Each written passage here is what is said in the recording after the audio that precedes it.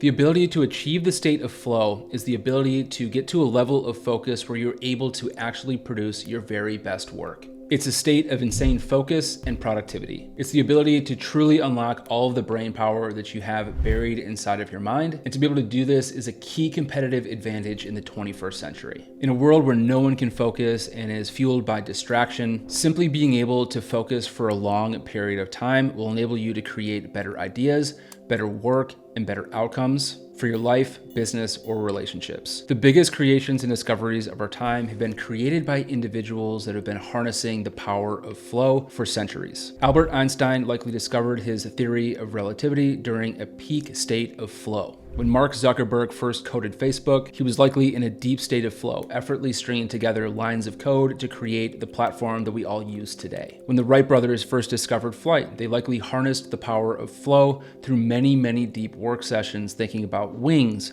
thrust, aerodynamics, and other concepts that they were able to synergize into what they discovered, which was flight. Today's biggest and fastest growing companies are taking advantage of this as well. At major software companies like Google and Facebook, their teams are often engaged in hackathons, where they will all engage in prolonged, distraction-free sessions where they are encouraged to create new ideas, concepts, or revelations. These off-the-wall ideas often become their next big products. Executives at major companies will oftentimes participate in executive offsites where they will leave their normal office to go to a rented hotel or boardroom where they will have deep, focused sessions through which they will make the biggest decisions for the future of their companies. You have likely harnessed the power of focus and flow in similar ways in your own life. Have you ever found that you sit at your desk or place of work for a number of hours and you just seem like you can't get anything done, just to go to a coffee shop where in less than an hour you get through all the things that you needed to get through for the day? This is the power of flow and a trigger that enabled you to enter the flow state. Let's talk more about this and how we can use it to unlock unlimited and insane focus on demand. Mihaly Csikszentmihalyi is a well-known psychologist who spent much of his time studying optimal human experience. In his book Flow, he talks about 4 key phases of flow, and if we think about focus in this way, it can help us strategically leverage tactics and skills to unlock insane focus and produce our very best work. The issue is that it's not as simple as flipping a light switch. It operates more like a rotary dimmer light. This means that it's important that we ease into flow and make our way into a deeply focused state. Phase 1 is struggle.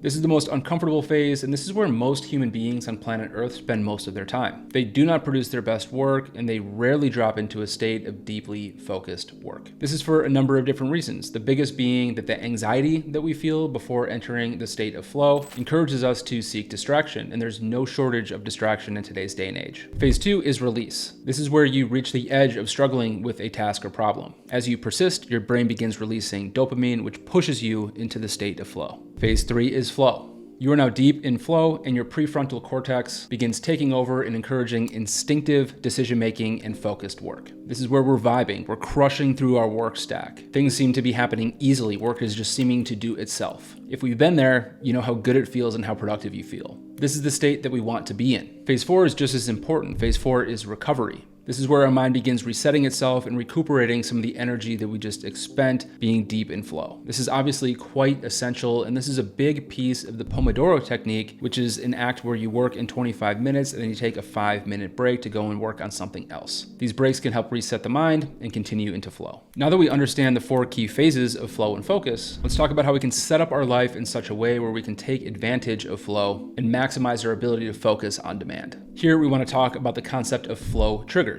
In order to make our way through the struggle phase, we want to set up our work and our goals in such a way that it makes it easy to start working our way through struggle and into flow. I like to think of 4 different flow triggers that help encourage flow. Number 1 is clear goals. Number 2 is immediate feedback. Number 3 is having the adequate balance of challenge and skills. And number 4 is gamifying things. First of all, we want to know what the point of the work that we're about to do is. If we have a sloppy to-do list or one that's just saved up in our mind, every time that we have to think of what to do next has the ability to snap us out of focused work and out of flow. This will re-engage the struggle phase and we'll have to start over again. Here's what you want to do instead. Create a digital to-do list using an app or create a to-do list on a piece of paper that has checkboxes. Write a realistic number of tasks that you can complete in the amount of time that you have to be in flow. Prioritize this based on importance but start with a simple task that you can complete in a minute or two first. Completing this task will immediately push you into a state of doing and encourage you to release into flow. When we complete this task, we are not only taking advantage of number 1, but we are engaging the act of number 2, immediate feedback. We reward ourselves with a hit of dopamine by checking that box or marking that task complete, which further encourages us to enter the flow state, and we are now building momentum. After that simple task, we want to work on the next most important task that comes next. This can either be the hardest task of the day, or maybe a task that you've been putting off for the longest amount of time. The key here is that we want to make our way downwards. Our brain power is going to diminish over time. This lines up with the challenge skills balance. As we begin to fatigue, we don't want our tasks to start getting harder and harder and harder. We want to make our way downwards in order to maximize our ability to stay in flow. Marking tasks complete is also part of the concept of gamification. Completing tasks is fun, and so is watching them add up over time. I have a Notion template that I've created that's coming soon that actually helps track all the tasks that you've completed over time and turn it into a game with charts and all these other things that encourage you to continue doing things. Check out the link in the description down below. It'll either be ready for pre-order, or depending on when you're watching this video, you'll be able to go ahead and grab that right away. Now that we've talked about how to actually get into flow, let's talk about how to maximize the amount of time that we're able to spend in flow. The longer we're able to stay in flow, the longer we're able to maximize our productivity. The first thing to know here, though, is that we'll only be able to focus for so long. Our brain capacity is limited, and at some point we're going to need to reset and enter that recovery phase. Because of this, I'm a big fan of the concept of work compression. Work compression is the concept of taking a typical 8-hour workday and arranging it in such a way that you're able to compress it into a far shorter time, typically 3 to 4 hours. I truly believe that this is absolutely possible, and it's something that I continue to practice myself. What I find works best is that I begin with the end in mind. I look at my to-do list and I think of what are the things that I actually have time to complete today, and which of these are the ones that absolutely have to be done today and which can wait until tomorrow. There has not been a single time that I've done this that I haven't been able to complete all of today's urgent tasks in a 3 to 4 hour work block. The problem is that most people don't think of their to-do list this way, though, because that's not how the typical workday is set up. If you work a 9-to-5 job and you complete your tasks for the day in 3 to 4 hours, your reward will likely be more tasks added to your plate to complete that day. This is pretty ridiculous, and it's why it's almost impossible to achieve work-life balance as a 9-to-5 worker. You're stuck there for 8 hours no matter how productive you are. If you're tired of the 9-to-5 grind, check out my video on how to actually leave your 9-to-5 to good on my channel. For those of us that have this flexibility, though, the key is to set this goal to complete these tasks in 3 to 4 hours, and then let whatever can wait to tomorrow wait for tomorrow's 3 to 4 hour sprint. Your work will be significantly higher quality because you'll be producing it at your most high state of focus and flow. Another key element of flow and focus is the elimination of distraction. Every distraction or notification that comes our way has the ability to knock us out of flow state. This will reset us right back to the top of the 4 stages, re-engaging struggle and making it difficult to re-engage with flow once more. It's just simply not worth it. The true same for multitasking. It's important to focus on one single task at any given time. When we're jumping around from one task to the next, our mind isn't sure on what to focus on, and this can knock us out of flow. Here's what we want to do instead. First of all, put all of your devices on Do Not Disturb. If you're an entrepreneur like me, I have a couple of focus blocks blocked out on my calendar every single day and every single week. These are times that my team knows not to book meetings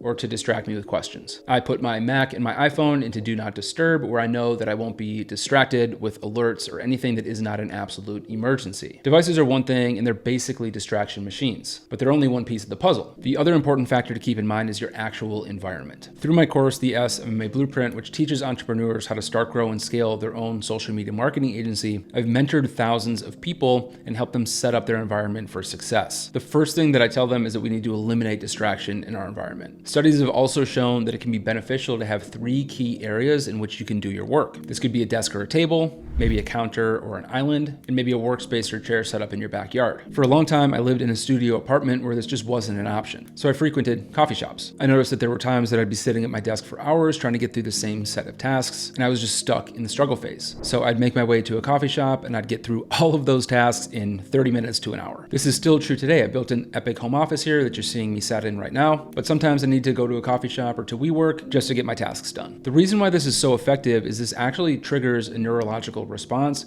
which tricks our mind into thinking that it actually takes less work to get done what needs to get done. Just like changing channels on your TV refreshes your interest, changing your environment renews your ability to focus. It actually tricks our mind into thinking that the work that we're doing takes less effort, which makes it easier to get through that struggle phase. If nothing else, make sure that your primary area of work is set up to make you successful. In my video on habits, I talk a lot about environment. If you're trying to focus at your desk, but your phone's next to your computer, lighting up with notifications from Instagram all day, it's going to be constantly tempting to take you out of flow and kick you back up to the top of the stages in the struggle phase. If you have a problem stopping playing video games and your Xbox controller is sat next to you as well, that's just further distraction that's going to be pulling you out of the flow state. If going to a coffee shop or somewhere else is just not an option, another great thing that you could do is get a standing desk. Or if you can't afford a standing desk, just use a stack of books on your normal desk or place of work. This will trick your mind in a similar way to actually changing your location. It actually changes the perceived exertion that you've put forth. So if you're sitting all day and then you switch to standing, it actually tricks your mind to thinking that you are less fatigued than you actually are. This will encourage you to stay in flow for longer. Ideally, having the ability to sit, stand, or walk would be optimal for all of these. This is why I usually try and stand during meetings. If I've been sat at my desk all day working on different tasks, I'll simply elevate my desk and then I'll jump on those meetings or those calls. If it's a meeting during which I can walk and talk, I'll often take that call on the road so that while I'm out walking, I'm actually resetting my ability to come back to my desk and focus once more. I hope these tips are useful for you in getting into that deep state of flow. Thank you so much for watching. I've got a lot of videos coming on similar topics in the next couple of weeks, so make sure you subscribe to the channel. A great video to watch after this one would be this one right here, where I talk about why I walk 10,000 steps every single day. Thanks for watching. We'll see you in the next video.